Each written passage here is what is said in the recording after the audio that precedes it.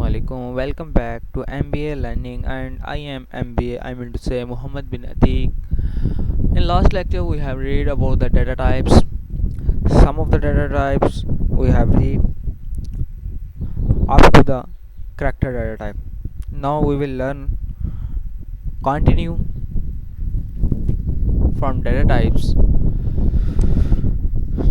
Next data type is floating point data type. तो जैसे कि हमारे पहले देखा कि इंटेग्रल डाटा टाइप के भी आगे कुछ टाइप्स थी, ठीक है, 8 टाइप्स थी।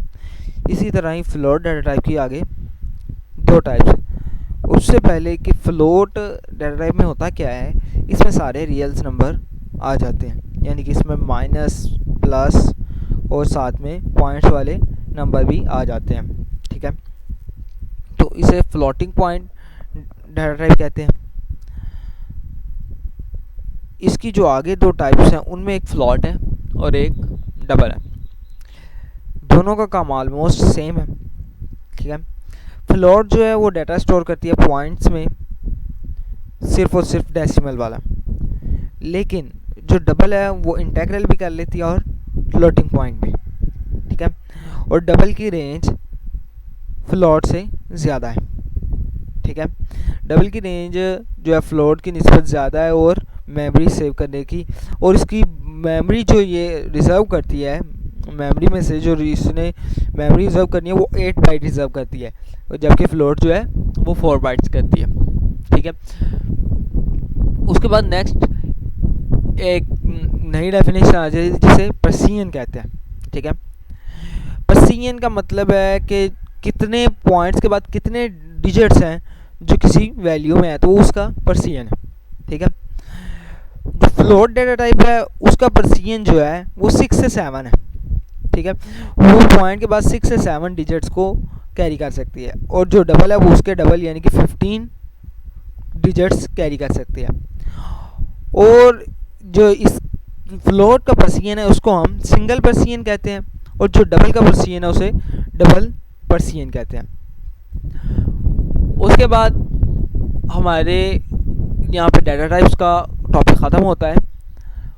ऑर्डर्स ऑफ अर्थमेटिक ऑपरेटर्स आ जाते हैं। अर्थमेटिक ऑपरेटर्स क्या हैं?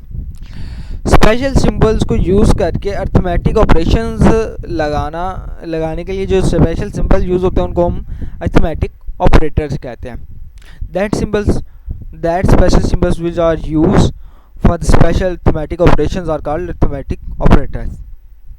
अब 2 तरह के अर्थमेटिक ऑपरेटर्स होते हैं, एक यूनरी ऑपरेटर, एक बाइनरी ऑपरेटर, ठीक है। और ऑपरेटर जिन वेरिएबल्स के साथ, कांस्टेंट के साथ, जिन डिजिट्स के साथ ऑपरेट हो रहा होता है उनको ऑपरेंड कहते हैं, ठीक है। अब यूनरी ऑपरेटर क्या होता है, बाइनरी ऑपरेटर क्या होता है? Unary operator that operator which are operate with 1 digit, 1 variable और 1 कांस्टेंट, ये सिंपली 1 ऑपरेंड, इसका यूनरी ऑपरेटर, यानी कि वो एक ऑपरेंड के साथ चल सकता है, उसे यूनरी ऑपरेटर कहते हैं। और बाइनरी मैक्सिमम मिनिमम 2 ऑपरेंड होना ज़रूरी है, वो बाइनरी ऑपरेंड। तो जो है माइनस प्लस, ये दोनों यूनरी भी हैं बाइनरी भी हैं। अगर किसी वैल्यू को हमने पॉजिटिव जाहिर करना हो तो +2 +3 +4 that is as a unary operator, ठीक है। अगर हम इसको as a binary operator use करें 2 + 2 2 + 3 2 + 4 as a binary operator, -1 -2 -3 plus minus, तो ये यहाँ पे सारे के सारे जहाँ मैंने अभी वर्ड्स बोले इनमें माइनस जो है वो यूनरी ऑपरेटर के तौर पर यूज़ हो रहा है। 5 - 3 एज अ बाइनरी ऑपरेटर। तो आगे मल्टीप्लाई, डिवाइड और मॉड्यूलस, ये तीनों जो हैं ये बाइनरी ऑपरेंड है। मल्टीप्लाई और डिवाइड ये फ्लोटिंग पॉइंट और इंटेग्रल दोनों पे चलते हैं, लेकिन मॉड्यूलस इंटेग्रल पे चलता है।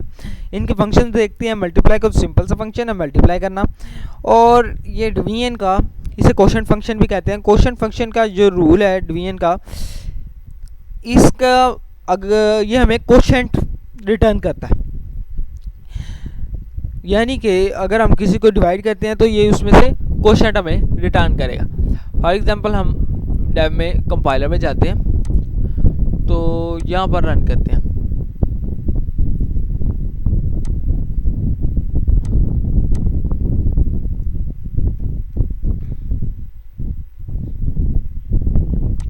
अगर हम यहाँ पे इंटेग्रल डेटा टाइप लेंगे तो हमें आंसर इंटेग्रल में आएगा। रन करते हैं इसको। ये वन आंसर क्यों आया? 4 5 4 1 4 5 को आगे जो 1 बचता है वो आगे डेसिमल में आ जाता है, ठीक है।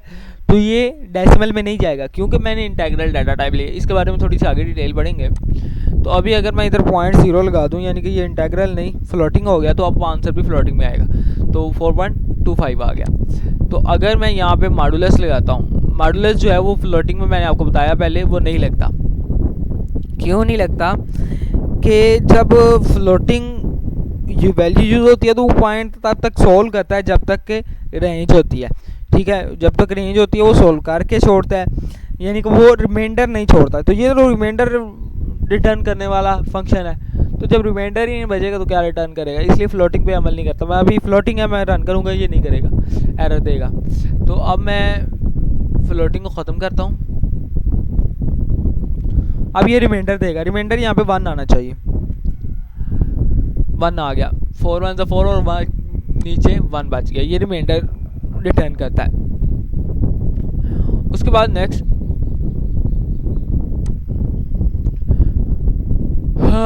अब इनका हमने देखना है प्रेसिडेंस क्या है, कौन सा पहले चलेगा। अगर एक एक्सप्रेशन में ये सारे यूज होते हैं, कौन से पहले चलेंगे? मल्टीप्लाई डिवीजन एंड मॉडुलस ये सबसे पहले सॉल्व होंगे, और बाएं से दाएं जाना, यानी कि बहुत ज़्यादा मल्टीप्लाई डिवीजन, ये इनकी एक ही प्रेसिडेंस है, एक ही लेवल के बंदे हैं।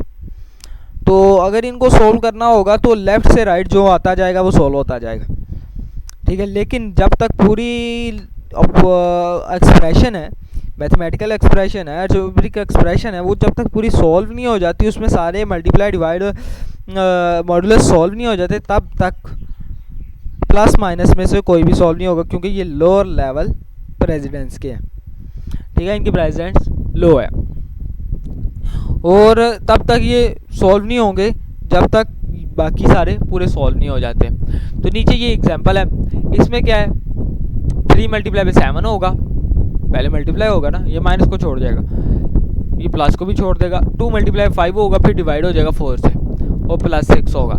यहाँ पे 3 मल्टीप्लाई 7 21 आ गया, ये माइनस से भी छोड़ के चल जाएगा, इसको भी अभी छोड़ के चल जाएगा। ये 2 इसके साथ मल्टीप्लाई होगा, 5 तो 10 और 4 से डिवाइड हुआ। ये सारे के सारे जो हैं इंटेग्रल में से कोई भी नहीं है, तो फ्लोटिंग कोई भी नहीं है, तो आंसर इंटेग्रल में आएगा इन दोनों का भी।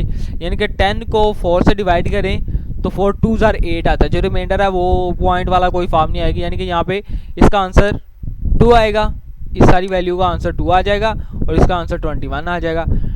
और जब ये पे 2 आ जाएगा फिर शुरू से आएगा कंपाइलर, तो 21 माइनस 6 15 आ जाएगा। अब यहाँ से 15 प्लस 2 हो जाएगा, और 15 प्लस 2 ये इसका 2 आया था, 15 प्लस 2 हो जाएगा, 15 प्लस 2 17 और प्लस 6 23 आ जाएगा। अब हम इसे पेस्ट करके देखते हैं वहाँ पे, क्या यही आंसर आता है?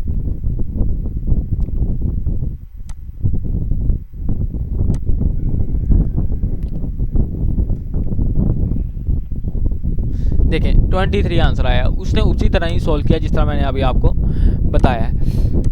तो मैंने इनका बताया, और इन सबसे पहले ब्रैकेट सॉल्व होती है, जो कि बचपन से हम देखते आ रहे हैं, ठीक है। सबसे पहले उसने ब्रैकेट्स को सॉल्व करना है। तो अगर हम चाहते हैं कि पहले ये ऐसे ना हो कि पहले 5 मल्टीप्लाई ना हो, तो हम यहाँ पे ब्रैकेट लगा देंगे, पहले डिवाइड होगा फिर मल्टीप्लाई होगा, 4 को 5 से डिवाइड करेंगे, इंटेग्रल आंसर 1 आएगा, 1 2 2 आ जाएगा, ठीक है। हम अपने मुताबिक भी इनको कर सकते हैं कि अगर हमने पहले प्लस को सॉल्व करना है, बाद में मल्टीप्लाई को सॉल्व करना है, तो हम इनको ब्रैकेट्स लगा के खुद सॉल्व करवा सकते हैं। नेक्स्ट आगे चलते हैं। एक्सप्रेशंस का मैंने आपको बताया। अब एक्सप्रेशन 2 तरह की है, एक इंटेग्रल एक फ्लोटिंग। इंटेग्रल वो 3 तरह की एक्सप्रेशन है, एक इंटेग्रल एक फ्लोटिंग एक मिक्स। इंटेग्रल वो है जिसमें सारे के सारे वेरिएबल जो हैं इंटीजर टाइप के हैं, इंटेग्रल टाइप के हैं, और फ्लोटिंग वो है जिसमें सारे के सारे फ्लोटिंग पॉइंट टाइप के हैं। तो जो सी इक्वेशन होगी उसका आंसर वही आएगा। अगर इंटेग्रल टाइप के तो आंसर इंटेग्रल में, अगर फ्लोटिंग टाइप के तो आंसर फ्लोटिंग में, और अगर मिक्स आ जाती है तो फिर किस में आंसर आएगा? तो आंसर आएगा फ्लोटिंग में, ठीक है। सारी एक्सप्रेशन खुद ब खुद ही कन्वर्ट हो जाएगी डेसिमल में, यानी कि फ्लोटिंग पॉइंट में, तो आंसर फ्लोटिंग में आ जाएगा। तो इसकी एग्जांपल यहाँ देख लेते हैं। अब यहाँ पे एक इंटीग्रल है और एक फ्लोटिंग है, तो आंसर इसका देखते हैं कैसे आता है।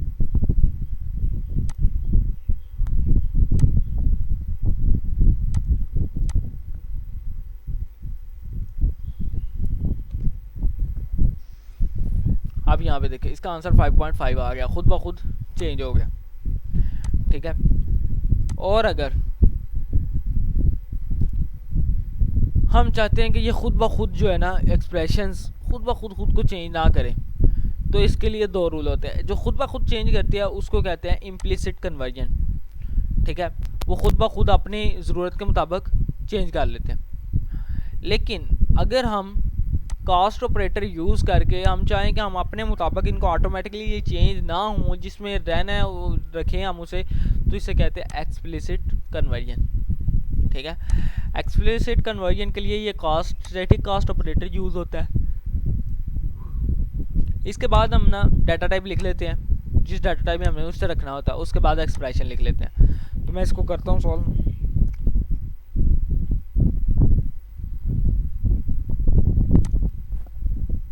अब इसका आंसर आ रहा है फ्लोटिंग में ऑटोमेटिकली, मैं इसको चाहता हूँ कि यह आंसर आए इंटीग्रल में, तो यहाँ पे मैं इंटीग्रल लिख देता हूँ, इंट लिखता हूँ, और इसके अंदर एक्सप्रेशन, वो वाली एक्सप्रेशन मैं इसके अंदर लिख दूंगा।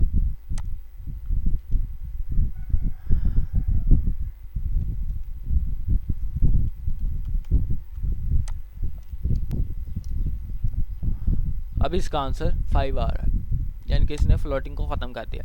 तो स्टैटिक कास्ट की भी आपको समझ आ गई। नेक्स्ट अब हम चलते हैं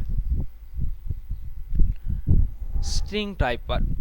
इसे आप डाटा टाइप भी कह सकते हो, लेकिन दरअसल ये डाटा टाइप नहीं होती, ये लिस्ट ऑफ डाटा टाइप होती है। एक करैक्टर डाटा टाइप की एक मुकम्मल लिस्ट होती है ये, ठीक है। ये एक से ज़्यादा करैक्टर्स को स्टोर करवा देती है। मैंने आपको बताया था पिछले लेक्चर्स में, अगर किसी ने पिछला लेक्चर नहीं सुना तो वो हमें मेरे चैनल पर आकर इसी प्लेलिस्ट के पहले 2 लेक्चर भी सुन सकता है, ठीक है।